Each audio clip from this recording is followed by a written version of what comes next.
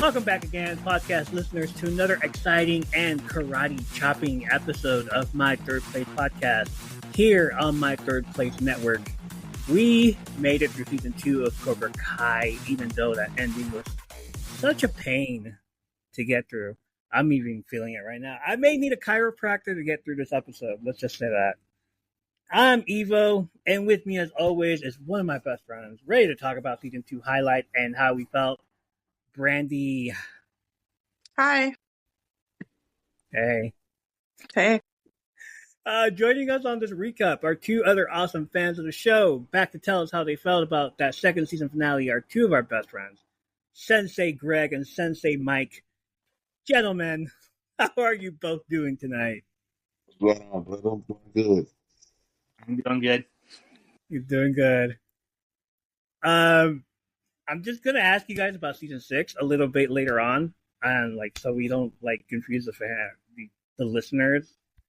Let's just talk about season 2 and how great it was, and then towards the ending of the show, let's talk about season 6. Finally get it out of the way. Karate fans, as always, it must be said on every episode because we're always critiquing the show. Plus, we get 2 more people to do it with us. We love Cobra Kai. We love the Miyagi universe. But don't let us influence you on the show. We're just fans of the show. And there are millions of other fans out there who have different opinions, who are probably doing a podcast of their own. I know Jacob and Cholo are doing a podcast also. They're talking about their stuff as well. We saw it on Instagram a couple of nights ago. So if you hear any of the breakdown episodes in the past, or if you heard it, or if you're new here, we are massive Karate Kid and Cobra Kai fans.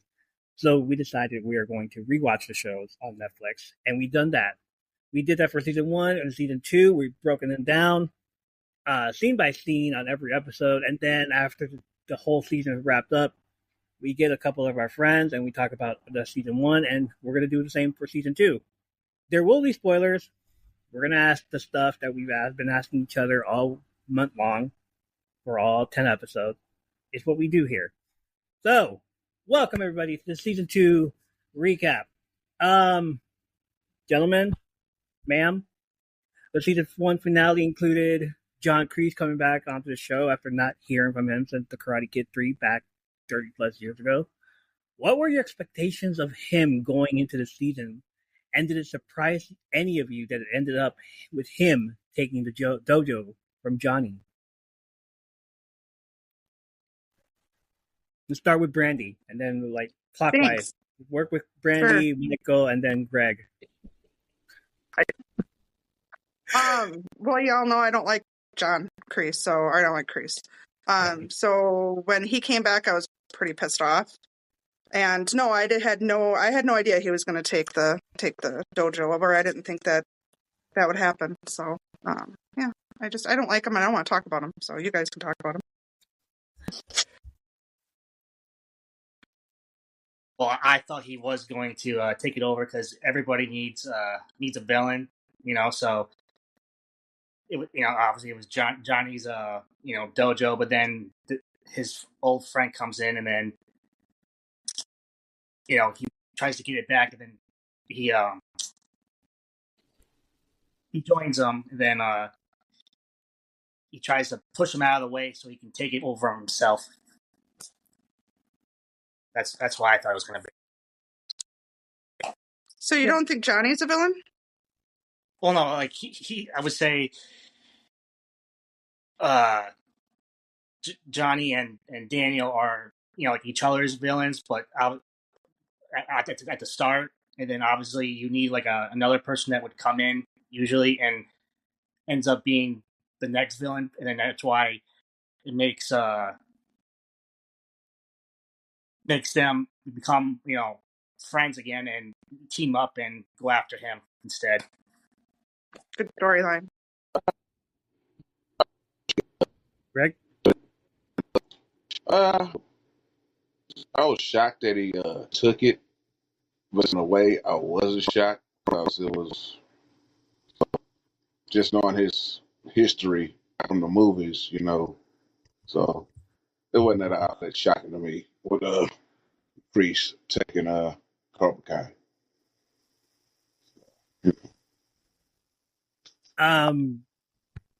It was shocking. I felt like the first we see him, and then we're like, okay, he's gonna be good. This is his redemption. We saw Johnny's redemption in season 1. Okay, we're gonna do a season 2. We're gonna see Johnny Kreese, and he's gonna redeem himself. He's gonna be like a good guy now. It didn't end up happening. I wasn't expecting him to like go under the table and get the landlord to just like, hey, why don't you sell it to me? I'll take care of it, and we'll do it in writing instead of a handshake deal, like Johnny and that guy did. I forgot his name, but he said, I was like, all right, you scratch my back, you scratch my balls, I scratch your balls, and something like that, right? So Kreese must have been like, all right, fine, let's sign it. I'm the new guy on here. It's my dojo. I get to do what I want. And at the end of the season, he just like takes it over from Johnny, and Johnny's all bent out of shape, hurt and stuff. So like, you can't. People don't normally change. Villains don't change at all. And that was very rough to see him doing that too. Well, he gave up. Johnny gave up. He felt defeated by the end of the season. During the course of the season, I had a bunch of theories about what was going on. I know some of them were off the wall, like last season when I said Louis was Anthony's real father. So we're going to talk about these theories and maybe ask a few from you guys as well. Like, what were your theories going into this season? Did it hold true? Did it just like, is it off the wall? It's like, were you trying to find something that stuck? Was it a reach like mine? Some of them were reach for mine. So theory number 1, I said that Kreese didn't hold on to that broken trophy after all these years, and he basically bought it online at a cheaper price. My theory is that he manipulated Johnny's feelings, faked the trophy, and also faked where he lived and made sure Johnny was following him so he can give him a second chance. Just like, you guys think that theory is true? Or was I reaching? I think you were reaching, but that's just me. I'd like to hear what they think. Mike, Greg, what do you guys think?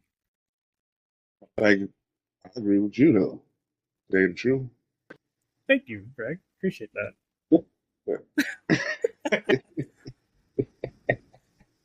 Are we doing this again? Are we choosing sides again?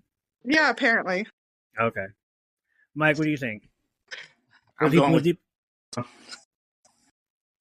going with what? I'm agreeing with you. Okay. So see, he was manipulating. He was like, I had a theory that this dude was like, he bought a trophy online and like told him like, hey, I saved it after all these years. Like, no, he didn't. He just like trying to like get inside his head because he knows that he's a little pussy. It's like he's his little kid. It's like, I got you. It's like, oh, thank you, man. Okay, I'll forgive you for now.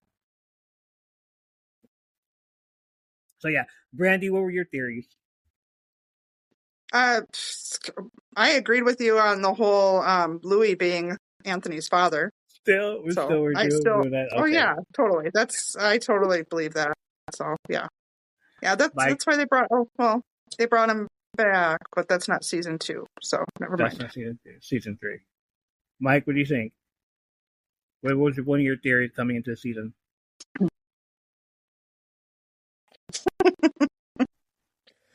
He's like, that's stupid.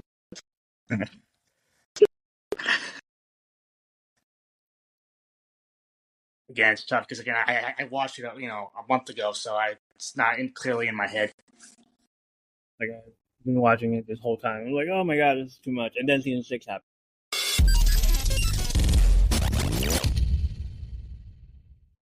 everyone, I'm Lisa. And I'm Dawn. And if you've ever watched a TV show and thought to yourself, oh my god, that season finale plot twist was absolutely bonkers. Or seen a movie and thought, wow, I need to talk to somebody about this train wreck immediately. Then we think you'll fit right in with our podcast, I Hate It, Let's Watch It. We watch TV shows like Riverdale and Emily in Paris. And movies like Deep Water, Killer Sofa, Rubber, and Deadly Illusions. And we give them the total rinsing they deserve. It's basically group therapy for movie masochists. So come check us out wherever you stream podcasts.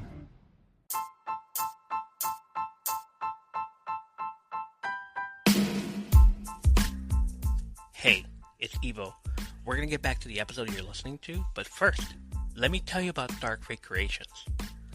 Dark Fate Creations are candles that are vibrant, colorful, marble tops, amazing, mouth-watering fragrances, fueled by lovely, braided cotton wicks. Paper threads woven into every cotton wick for a clean, romantic, slow, and consistent burn.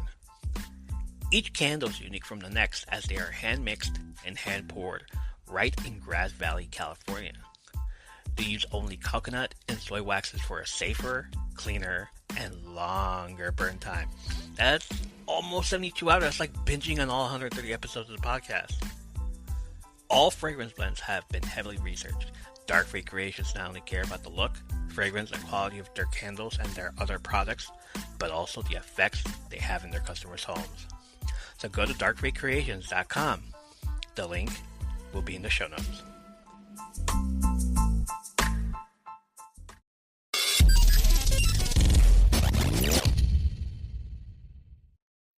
What were your favorite badass moments from the show? That was my question. Okay, go for it. I knew you were gonna. I should have known. I should have known you'd ask that. So, Mike can go.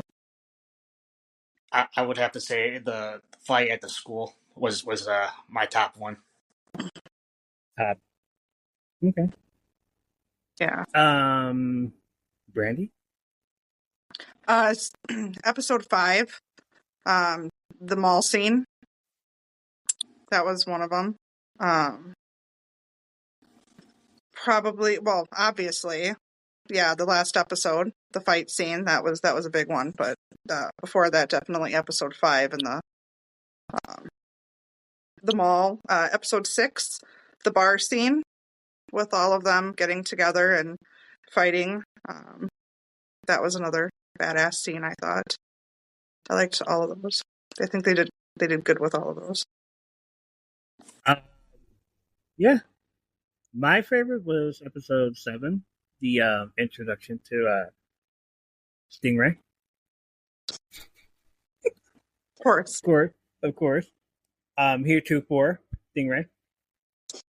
But these episode 5, episode 6, the Cobras, 85 Cobras, episode 7, episode 10. For badass moments, I would have to say, yeah, the school fight scene was one of those. Episode 9 too was one of my favorite. Well, the opening of episode 9 was one of my favorites. What was that? With Sam and Tori. Oh yeah. The opening with them and the girls, or the song, and yeah, that one. Okay, yeah, it was their episode actually. Yeah. All right, so let's talk about the elephant in the room, the season finale, the camera work, the 30-minute fight from start to finish, the ending of that episode with Johnny calling Allie, Miguel getting in a coma, Hawk turning to the dark side. What did you guys think of it? How did it end up the way it was? Like, what did you like about it? What did you love about it? Did you enjoy it? Because I know I did. I was like front and center twice, 3 times. Casino, in my home, and just recently again. I was like, oh god, that little fall on Miguel's back. Ouch. Yeah. That whole scene freaked. Like I was yelling at the TV with that whole scene. The whole episode just was crazy. I think they did awesome, like you said, with the camera angles and everything. They did really well with that. So yeah, that was a great scene. What do you think, Mike? What? I know you said it's your top badass.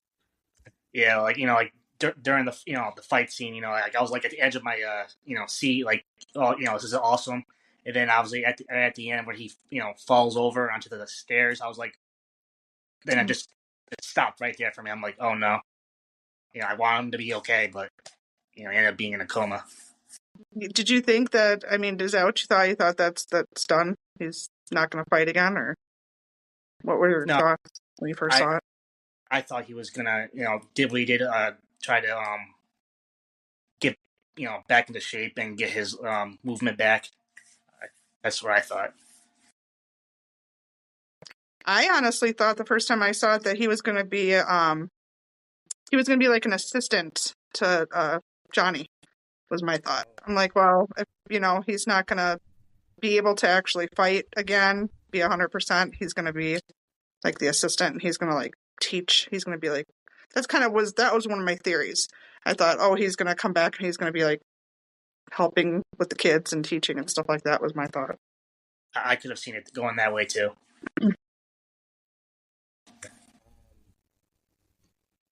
Being in a wheelchair and everything, like, yeah, after all that, that would have been good instead of having to be like what's going on in season 3. I was like, I would have loved to have seen him do like you're a champion, so teach us, influence us, motivate us from there. Yeah, he was absolutely. Yeah, he was a champion. Season 1. Yeah, I'm still a champion for season that's 1 true. because like that whole season 1 and 2 and then 3 coming into 3 is like okay, a whole different year. We're still in year 1. We're still in year 1, right? Yeah. Mhm. May to September to possibly October.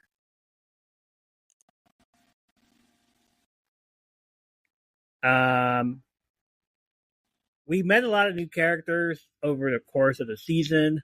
Tori Nichols, Mitch, and Chris. Heretofore, everyone's favorite, Stingray. Which new character, even one that I haven't mentioned, was one of your favorites? I'm gonna have to probably say Tori. Tori. She was also a villain. At first I liked the way I like the way her character developed. So yeah, even though she's a villain, she's also got a story. So I'd have to say she's probably my favorite new character. Besides Stingray, I do like Stingray a little bit, but yeah, more Tori. Like Sorry, Stingray's introduction. I know you like Stingray. I know he's your I idol. love Stingray. I know he's your Stingray's idol. I get it. Stingray's introduction to the whole thing was just so hilarious. Like meeting Heretofore. Johnny first, the whole Metallica shirt, and then going like, it's like that gopher, man. Like he's talking about the entire '80s. He's talking about everything at the All Valley Fest when he's all like, "Hey, they're doing the whole bow staff, like the Otello. Oh, hey, like that's karate. Like I would definitely want to do that. Let's kick ass." And then the next episode, he's a part of the team, and a grown man kicking a bunch of kids' ass. But but yeah, like other than him beating the kids up, I like Stingray. He's one of my favorites. Let's keep in mind he beats kids up. Oh, okay. Mike, which one was your favorite? Was this the season where that little kid that was getting bullied joined Cobra Kai and tried to or was that the next one? That's probably the next one. I think you're talking about Kenny? Yeah. Yeah, he was. No, he's not in season 2. No. Right, and again, I would have to say Stingray just because he's like that oddball guy, just like doesn't belong there. He's just where he wants to be. Right. Pretty much, yeah. Pretty much. Right. Okay, so I don't know if this really has anything to do with season 2. It kind of sort of does, but if you could bring back a character from the original Karate Kid franchise, who would it be? Any one character. If you could bring him on to, we'll say Cobra Kai season 2, who would it be? You talk about like this season's. Yeah. Well, thinking back to season 2, but I guess it could be thinking back to season 2, if they were to bring one into season 2, anybody in the Karate Kid franchise besides, don't be saying Jada Pinkett, that doesn't count. The Karate Kid, like 1, 2. Sorry. I know you like that movie, Mike. Sorry. 1, 2, 3, the original. Maybe next Karate Kid, but yeah. Okay. Like I would have anybody brought. in there. Like who would you bring back? I would have brought in Julie, just to appease Okay. the fans. Like, oh, is Tori's mom, Julie. There you go. Theory's done. We're done. It's all good. But she's sick, so Tori is trying to make ends meet for her mom, and then like we still get that whole scene in season 6, but it's Julie. It's Hilary Swank. Like, think about that. Yeah. Like, but instead they get an unknown actress, and like not an unknown actress. I was like, I get that like she'd been in other movies and shows, like, but still, it's like it would have been great had it been Julie. Had we seen that whole military persona of her from the next Karate Kid to Tori, teaching Tori how to do all this stuff, having like a backstory with her mom the next season, or in a few of these episodes, like Miyagi taught her mom how to fight karate, and then Julie taught Tori, and then Tori is being taught by Kreese. It's like goes back full circle to Miyagi, and then finding out from what's her face, Julie, that Kreese is her sensei. It's like, hey, I heard about him. It's like from Mr. Miyagi and stuff, and then they all meet. That would have been great. Another person would have been Allie on this season, since she was talked about last season. Why not bring her in for like a little tiny cameo, looking at her phone, like, oh shit, it's Johnny's trying to send me a Facebook request, and then you end there. Instead, we get the whole Allie Mills Schwaber name at the very end. That would have been great. Where else?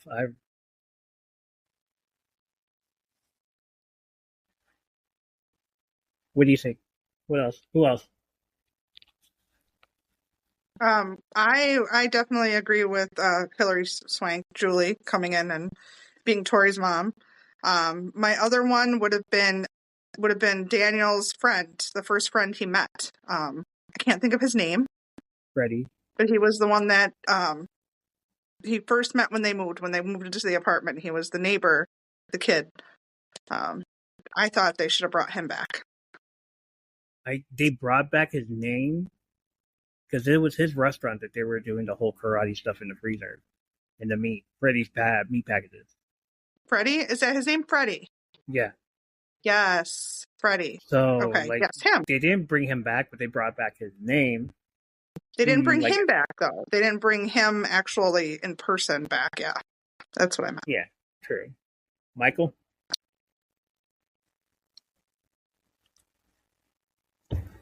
Probably the kid from like the original Karate Kid 1,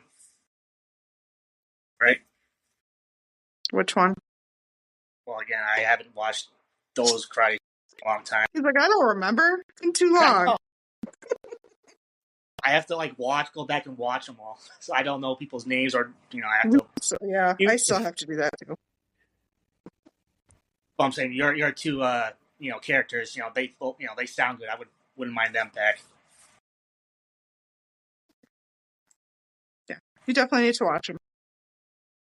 I have to search for them. In episode 5, we learned a little bit about Hawk's backstory. His mom called the school and basically told him not to bully her son, to which we get the reason why Hawk needs Cobra Kai, because it basically mirrors Johnny's backstory. Kreese sees something in Hawk and fills a lot of stuff into his head. Yes, I'm going to use a Star Wars analogy because it is what it is. Kreese is the Sith Lord to Hawk being the dark side of Anakin in Revenge of the Sith. Did you all see that road coming for Hawk all the way through to the end of the season, or was it just like we weren't expecting it? I wasn't expecting it. Yeah, you guys weren't expecting it? I actually am. I was disappointed in Hawk quite a few times. Because I really like him. I liked him And I just don't like how he became, how he developed, I guess. Okay. True. He was just the way he treated his friends. It wasn't right. I just didn't like that. Yeah, I liked him at the start, but as he went through his karate training, I didn't like how he changed. Exactly. You got friends. They're your friends. Why would you want to beat up on them and be mean to them? Mm-hmm. To me, he was more like the Gaia hero lived long enough to become the villain. Like he could have just like let it go, but he didn't. He held on to all that anger. He held on to everybody calling him names, the nose, the lip, whatever it was. Kyler being and Brooks being mean to him, and then him flipping the script and getting a mohawk, a hawk tattoo in the back, changing the hawk colors head to reflect his own every 3 weeks or so. I was like, wait a minute, don't these tattoo artists ask for their kids' age? Aren't you supposed to not have the tattoo until you're like 18 or something? Fake ID? And then, fake ID, okay, so like, yeah, fake ID, because he did buy beer in season 1. And they let him in, and they let him through. But still, like, I saw it coming. Like, he's just like, him and Dimitri having this whole, like, you're a nerd now. You're a nerd. I understand why I'm not hanging out with you anymore because you're a nerd. I'm no longer a nerd. I'm hanging out with people that will fight, that know how to fight Cobra Kai, and like I don't want to be associated with this anymore. No more binary brothers bull stuff. And now he's progressing to the point where he is becoming darker and darker and hates it. And the whole episode 5 when they beat him up and Kreese gets in his head, it's like, good. Now you go and fight them again until you win. It's like until he wins. Take no for an answer. Like everything that Miguel was taught in season 1, Kreese is doing to Hawk in season 2. But Hawk is getting to where like, no, we're doing this. Like I'm not taking no for an answer. We are doing this. And it's an evil plan, and he's going through with it, and he went through with it up until the very end of the season. Like, I don't understand why he didn't get expelled in season 2 after the whole fight scene. I don't. Who? Hawk? Hawk. Yeah. Because he did a lot of crazy stuff. Well, so did everyone else, though. Yeah, but Hawk, the leader of that fucking fight. Like, not Miguel. Miguel is just like, hey, trying to get to my girlfriend here. But Hawk is all like, okay, let's start fighting. Let's start a riot. Karate gangs. Yeah, he pretty much did start a riot, didn't he? Yeah. I think he, threw the first punch at the beginning. At the beginning, that whole long 15-minute fight scene, yeah, he did. Yeah, let's do this, he said. Or we're doing this, or something, whatever he had said, yeah. Like, all right, we're doing this, let's go. Yeah.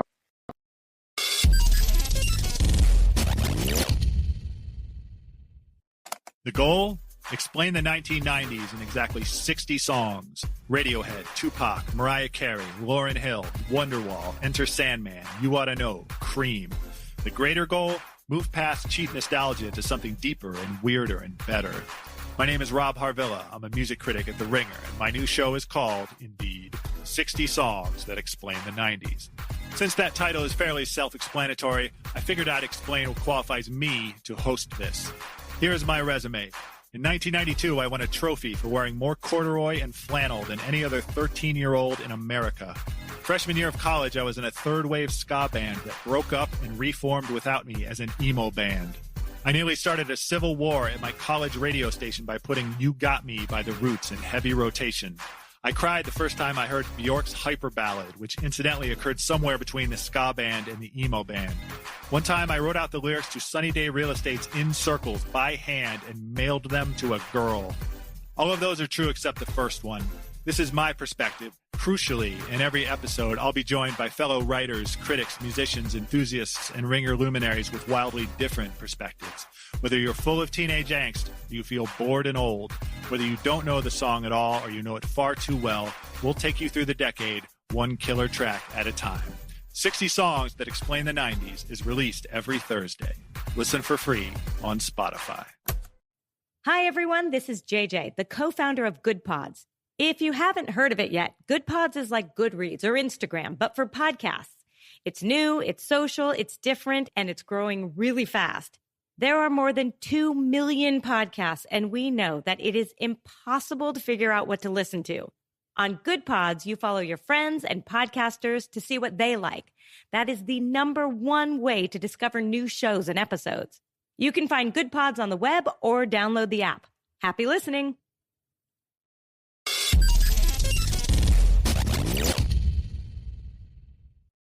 Who do you think had the best character development in season 2? Dimitri. I know he was annoying as hell the entire season. So annoying. It grew on you at the very end when we're like, okay, now he's getting his butt kicked. And we're all thinking he's going to get his butt kicked. But no, he actually learned stuff. And he used it. And he looked at his hands like, ooh, I could do this. And then he threw Hawk over the trophy case. And to him, it was just like, yes, a sense of accomplishment. Everybody watching it was just like, oh my God, that's awesome. You just gotta believe in yourself. Yeah, believe in yourself. That's all. Start of the season, he started to because he was hanging out with the Cobra Kai, the girls that were at the beach were just trying to talk to him, and he was just, oh, you're talking to me. Okay, yeah, I'm from Cobra Kai, yeah. And then Hog's like, why don't you just be in Cobra Kai then? Nah. And then he tried, and then he got his ass kicked, and then he went over to Miyagi-Do, and little by little, slowly, without getting hurt, he actually did. Yeah, I actually was very proud of him. He actually learned. You don't think he does the way he was going and complaining and whining all the time, but he actually did. He learned things from Daniel. So, yeah. What do you think, Mike? Who do you think had the best character development in season 2? Well, I thought it was him. Thought it was him too, because like you said, he didn't believe in himself in the morning. He's always getting picked on, and then he pretty much.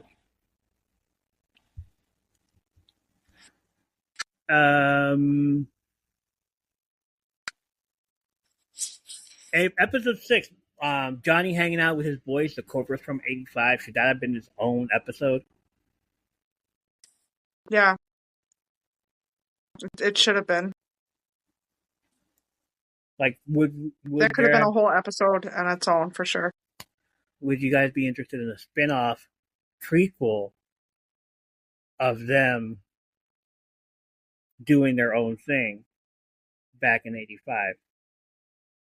Before the whole Karate Kid, the road of Johnny and his boys just hanging out, and then that story when he told that he forgot Allie's birthday, and then that's when she broke up with him, and then that's the whole thing, this whole problem happened.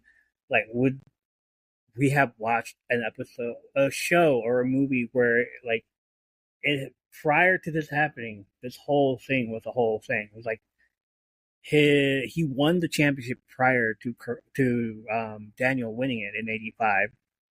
So he was the star of that show. He was the star of the All Valley back then, of the Cobra Kai's, and John Kreese was imagine the whole John Kreese again coming back to a prequel show and just teaching Johnny this stuff, and Johnny's all I'm not gonna do it. Fine, I'll do it. That'd be crazy. That'd be a great movie or a great show. Even the Cobras of '85. Allie breaking up with him. Allie meeting a new guy at the beach, and him just getting all crazy about it. But what's his face? Get him a body bag. Where did he get that phrase from? Why are you saying no to me? It had to be said. Get him a body bag. It's season 2. Rest in peace, a Garrison, because like we love him. Like he did the most iconic phrase ever. Like let's hear it again. Let's do an episode where we hear that again. You just want an episode to hear that again. Yes, I do. Why not? Why not? Exactly. Why not?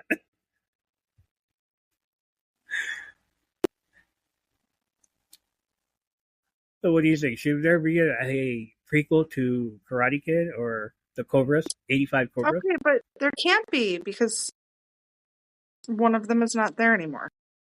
Prequel. I Here, mean, one of them is not here anymore. Get new actors, young actors. That's what I'm saying. Oh, I suppose, yeah. Yeah, I guess. Before the Okay, Karate Kid prequel, happened. yes. Different actors, sorry. Get Dutch in there again. Like be one of the fathers. That's another one I was going to say I would have liked to see. Well, I'd like to see him come back too. Yeah, it would have been great to see Dutch in there. That would be interesting. And we get to see him later on in season 6, perhaps. Maybe. We don't know yet.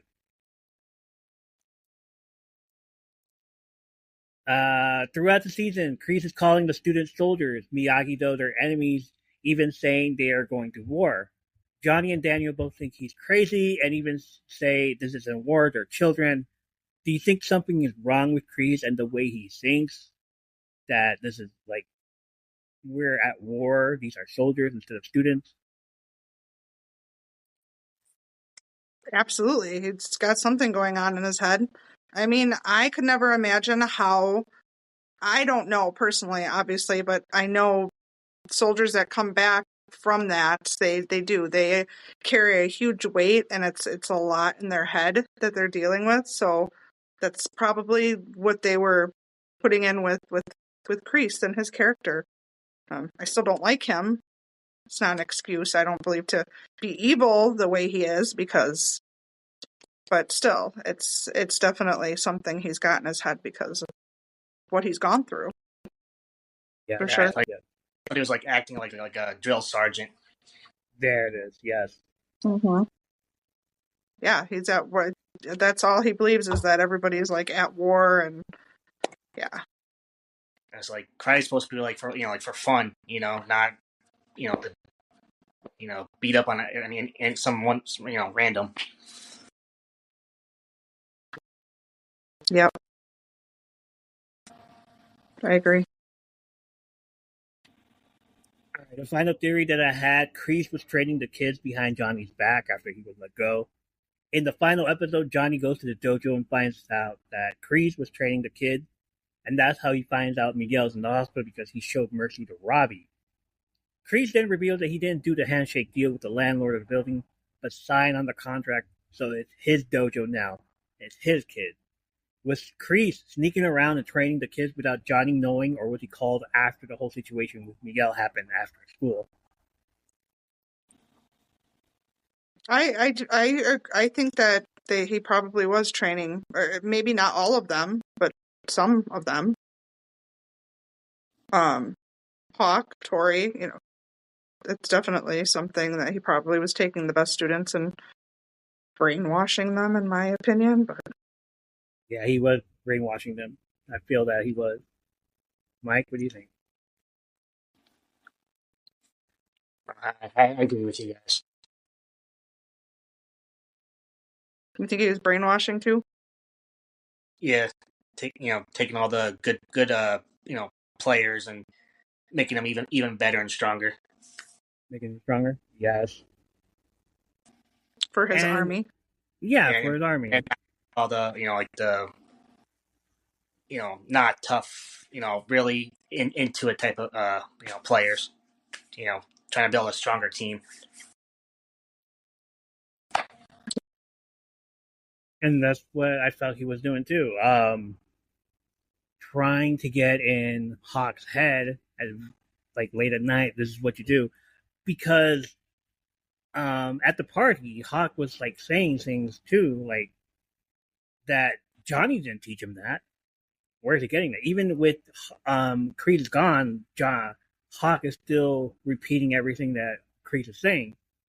So, Mm-hmm. like, why is he saying this? And even Dimitri calls him out. It's like, you're still talking about this like it's a thing. Like, no, it's not. Stop. You're fine. Let her go. It's okay.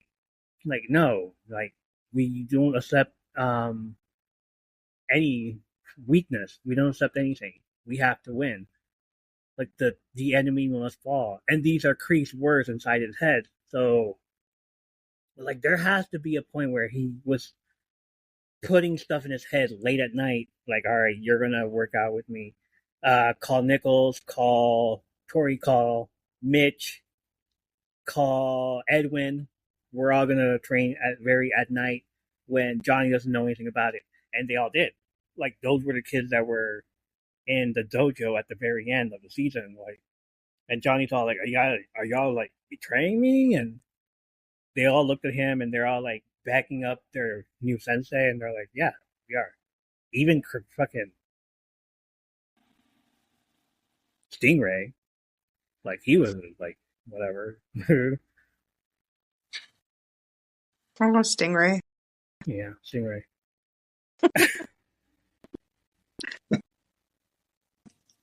Any more questions, Brandy? Yeah. Who do you guys think is the most underrated character of season 2? And why? You say Bert. Who? Bert. Bert.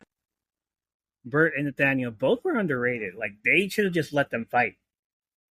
The two small kids at the very end when they're like, beep, beep, beep, beep, beep, beep. Mike? No? Okay. They, like, I just felt like as soon as they started fighting, I was like, oh, this is going to be great because they're just going to, like, not pull punches, but they ended up just getting, like, hitting small sticks. And, like, that's it. Just let them fight. Let's see what happens. And even Hawk was, like, pushed them aside. They teased a little bit, and then he pushed them aside, like, all right, let's do this. And no, they didn't end up fighting until later, and then they got pushed to the side by a janitor and then got taken away. Like, I'm hoping that later he on the picked season, one up and one in each hand. They were so like, small, he just picked them both up. he could have put both of them up on his shoulders. They would have been fine. It's like him just walking around like this because they're so small. But hopefully later seasons we get, like, those two fighting and not being on the same team until season 6, because I know, like, whatever happens in 6. Who do you think, Mike, is the most underrated character? I'm bad with names. What does he look like? What does he look like, Mike? What do you look like? Do you have? I think he had blonde hair, glasses. Bert? Is that Bert? I bet you it's Bert. It could be. Little kid? Little guy? Yeah. Little guy, yeah. See? Bert. I'm not the only Little one guy. that thought Bert was, like, the young dog here. Like, we all appreciate Bert. But at the end of the day, he did stay with Cobra Kai. Like, why? Well, Who was the...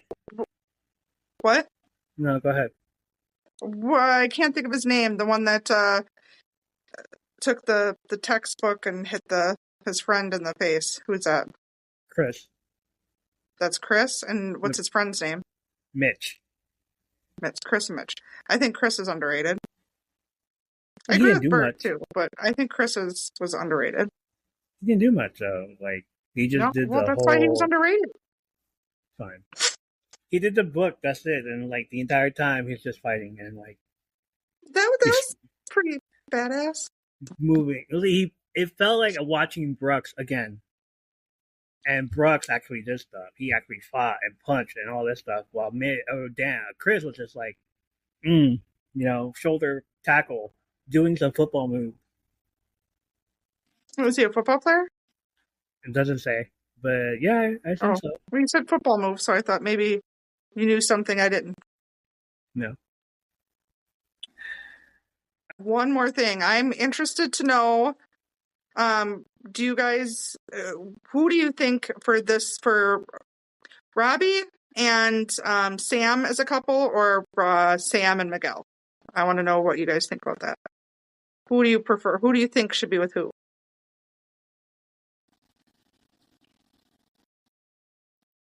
I think the way it turned out, that's how I thought it was going to be. Okay. What about you? Sam and Miguel. You Because think Sam and Miguel are meant to be? Because this whole season, Robbie's trying to You don't like Robbie, do you? I don't not after what he did. He trying to put the medal in the backyard, saying that Miguel didn't show up to give to him, and then so he even said it at the very end. I'm insecure. And by the way, Robbie just wanted to be part of some. Look at who his mom and his dad are. I know we're going to agree to disagree on that, so that's another episode, I guess. Okay. But it's like Sam and Miguel, fine. Sam with any, not Miguel with any girl, actually. Because Miguel, I felt that he had more chemistry going with both girls than Robbie did with any of them. You could tell in the later seasons, when Robbie gets with Tori, and it's this is weird. Miguel is just I agree with that. She flirted with him, and he's all okay, let's go.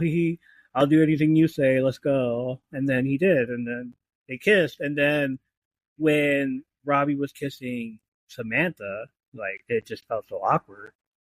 Like they were brother and sister? Yeah. You're living there, dude. Why are you... It's horrible. No.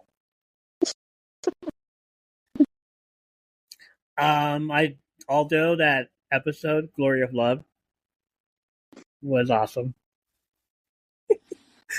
And I know you hated it because of the title. Because it was amazing. It was the best episode. One of my favorite episodes. Glory of Love. But they didn't play the song. It was to show Johnny's glory of love. But they still should have played the song. Fine. I'm sure they will. They ruined it by not playing that song. I was so fucking disappointed. Probably would have made the scene. That's the only episode name that I remember. Everything else is episode 6, 7, 8. Oh no, Glory of Love. That's why you like that episode, because you can remember the name. No Mercy was of the song 10. They didn't freaking play in the damn episode. To your right was episode 6. I'm trying to remember names and I couldn't. The only ones I could was No Mercy, episode 10, Glory of Love, and On Your Right. The first dialogue that what's his face says in Karate Kid, and then at the very end of Cobra Kai, that episode, he gets put in the body bag.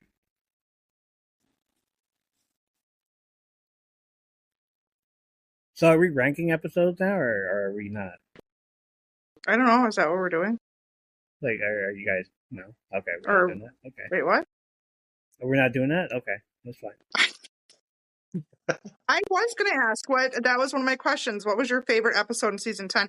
I have a feeling everybody's going to say this. Well, I have a feeling I already know Mike's because it's his badass episode, so I'm going to assume what Mike says. But episode 10? Yeah, episode 10. Okay.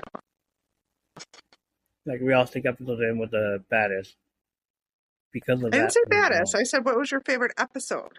Favorite episode was episode 10, followed by 5. Same. Throughout the entire season, you said one of your top 5 favorite episodes. So I'm assuming that we're going to bring up our top 5 favorite episodes. So I ranked them. 10 being my top favorite. 5 being the second, number 2 because of the whole fight at the mall. Mm-hmm. 6 because of 85 Cobras.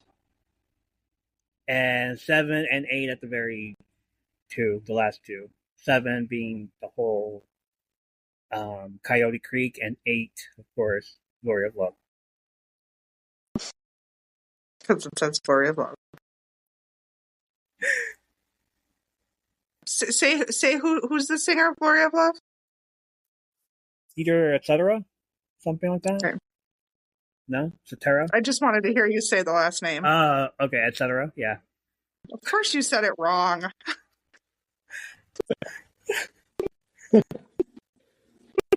Of course I say Rom.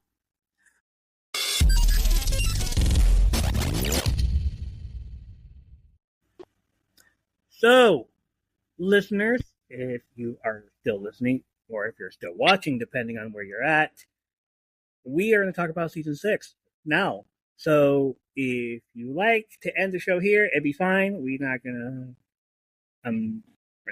say anything bad. We're not gonna say bad of you guys. But if you're still listening and you still want to hear what we're going to talk about in season 6, let's go. Here we go. Continue listening on. What did you guys think? 5 episodes. What was your favorite? Like, were you expecting that ending?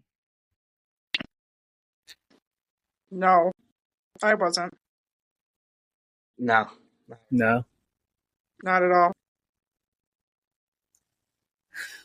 I always have to. I need to delete Twitter when something like this happens. Just click off of Twitter. You need to stop looking on social media. You should know better.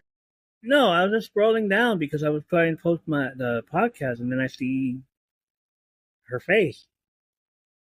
And now that her face is just like the entire wide angle of her in a GIF form of Robbie, her face, zoom back to show Quan and the other two, Kreese and whatever her name is on the other side. And I'm just like, I hate this. Like, I'm going to step away right now and then wait a few nights until I finally watch it. And I did. I was like, okay. All right. Yeah, I wasn't. And then, I was shocked. Then ending. The reason why, and then like watching it again, it's just like, oh no, wow, like okay, heartbreaking. I was like, oh, here we go. Here we go. We're gonna wait until part 2. End. We hated that. We find out that Carmen is having a girl. I love that whole. You know what? The entire from episode 1 to 5, nothing but 80s references. Mm-hmm. The whole moment with him finding out it's a girl, and prior to that, him telling Daniel, just like lethal weapon and all this stuff and all that.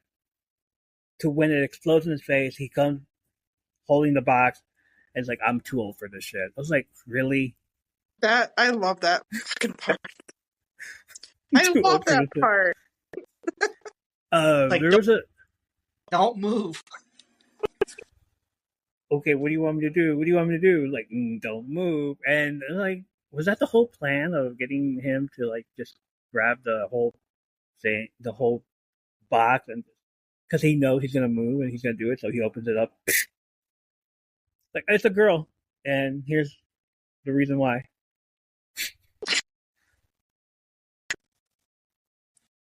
But episode 1 didn't have a villain at all. We just thought, like, okay, they're all gonna live in a happy little place. Everything's great now, and then we move on to see episode 2. We learn about, his backstory, Chris's backstory again. We hear about other, and I think it was Japan or Korea, and Quan, and I'm like, who is this guy? Yeah. And oh my god, someone's gonna die, aren't they? What? Someone's gonna die on this show, and I'm just like waiting for it because these people are ruthless. They're like playing for keeps. Well, they did say that that's like coming as moves and whatever we haven't seen yet. Like it's going to be pretty intense. Yeah. Yeah. All right. I can't wait. Yeah. I was like, I can't wait either. Like, you guys feel like this season was a better season than the first season? Season 2? Yeah. Oh, yeah. Yeah. Okay. Yeah, I think season 2 was probably one of the better seasons of all of them. So, for sure. Okay. final thoughts on season 2? We're good. Like, we think that season 2 delivered on everything. What would have been better? I don't know. Nothing. Okay. I think it delivered. It delivered. Okay. Yeah. What do you think, Mike? I think it turned out the way it's supposed to be. Yeah, pretty much. I was like, all right, I have high hopes for season 3 now after this because it was amazing, and hopefully when we get to season 3, like start like we're gonna get more stuff, more reveals, more everything that's going on. Mike, thank you for coming onto the show. Appreciate it. We're gonna see you on season 3, hopefully. Watch it again, and like we'll have more questions on that. Watch Karate Kid. Watch the Karate Kid movies. Watch the Karate Kid movies as we are as well soon. Okay. Brandy, as usual, it's been awesome. It's been great. That's gonna do it for this episode. Join us next week for another scene by scene episode breakdown of Cobra Kai, where we won't be making you wait 2 more years for it. You know the deal. Season 3 is coming up. We're doing that stuff. And thank you for supporting, listening to the podcast, join the TikTok live, and being a huge part of my third place community. Let us know if you want to watch us live on Riverside with us, myself, Randy, sometimes Michael. We would love to have you in the chat, interact with you at the same time. So tell your friends and join us next time for more behind the scenes stories, movies, and TV show reviews. On behalf of Michael, Greg, that was here earlier, I'm Evo. I'm Brandy. I'm Mike. We're going to let him do it, okay? Remember, strike first. Go ahead, Mike.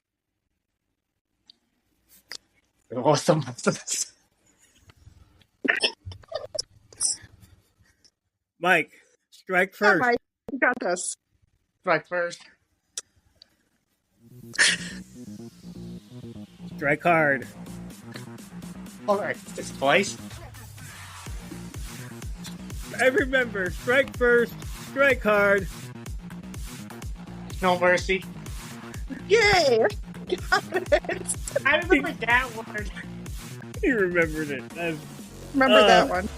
Hey, have a great night, guys. Thank you for stopping in. And we'll karate chop with you guys later on. Let's send it to the internet.